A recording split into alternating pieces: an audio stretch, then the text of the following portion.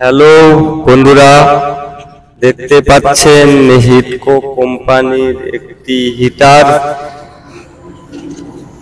Coil খারাপ আছে, তাই জন্য কয়েলটি আমি নতুন ভাবে লাগাবো।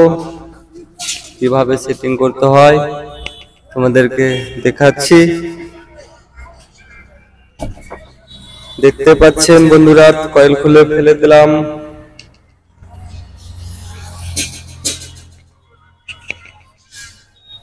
এবং খুলে ফেলে আমি এই পালা দিয়ে কেটে দেবো। খুলছে না, তাই জন্য পালা দিয়ে এবং স্ক্রু গুলো খুলে দিলাম। বন্ধুরা দেখতে পাচ্ছেন কয়েল খুলে দিয়েছি।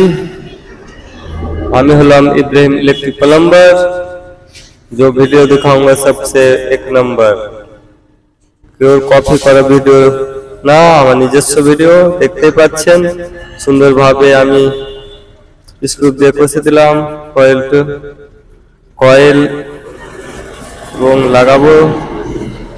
দেখতে পাচ্ছেন দু সাইডে রয়েছে তার, দুটো লাইনের তার। সুন্দর ভাবে আমি দেখতে পাচ্ছেন দু সাইডে এবং দুটো স্ক্রু দিয়ে দুপাশে কষে দিয়েছি। দেখতে পাচ্ছেন।